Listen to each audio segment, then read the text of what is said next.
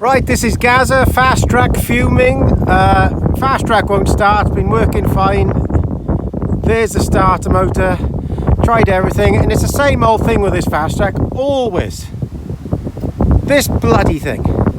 This thing fastening the solenoid to the top of the starter motor is what does it all the time.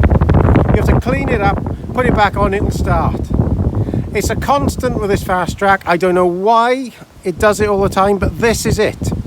Not the fat starter motor gone, not nothing else gone. This fucking thing.